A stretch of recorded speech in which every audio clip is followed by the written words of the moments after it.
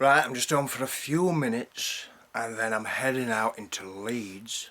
I've got a few bits and bats to do over in Leeds this afternoon, including I feel I really ought to pop into that hotel in Leeds where I stayed at last Thursday night. The hotel's called Quebec's. You might have seen some of the videos I did out on the balcony of the junior balcony suite which I had for that night. Now, I made the reservation for that room on the Thursday afternoon at 3 p.m. over the phone, but I wasn't warned at that time that the Wi-Fi facility wasn't working in the hotel. It was only when I checked in the hotel at 4:30, an hour and a half later, that the lady on the reception advised me that the Wi-Fi facility wasn't working.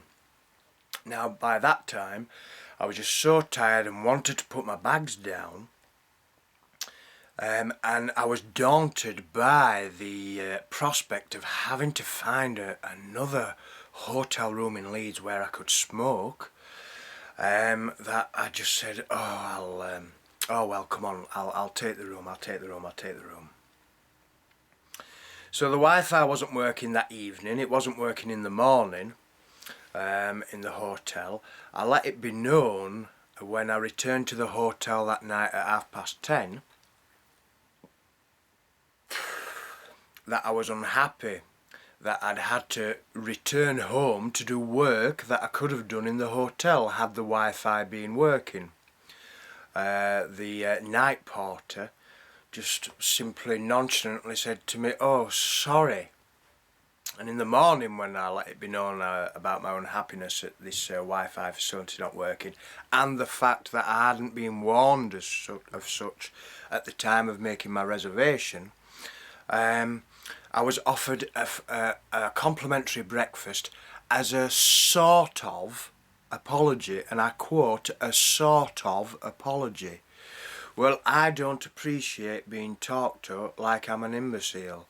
I don't want people to turn round and say to me that they're making a sort of apology.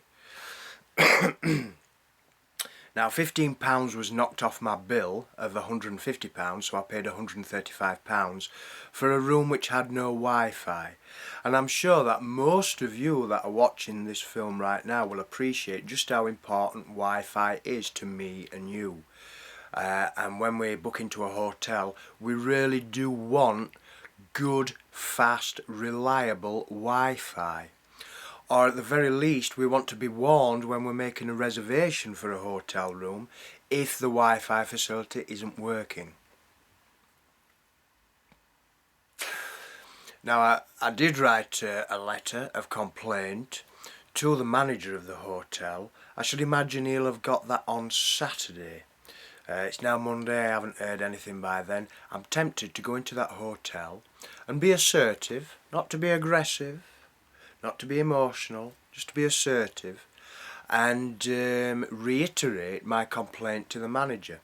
To say, look, I've paid £135 for a room which was advertised at £150. My intention was to pay you £150 to provide me with a room with a Wi-Fi facility.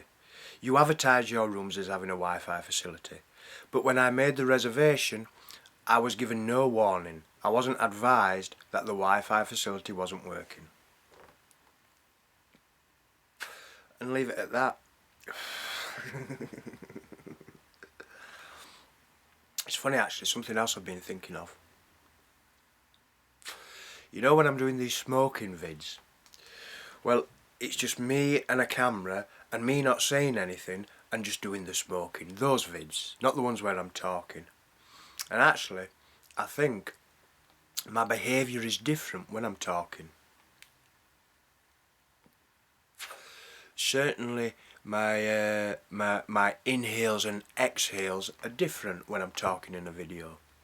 Because if I set a camera up and I don't talk and I'm just smoking, then I find myself taking more puffs on a cig than I would do normally, and I feel that my inhales and exhales are more affected than they are in videos where I'm talking.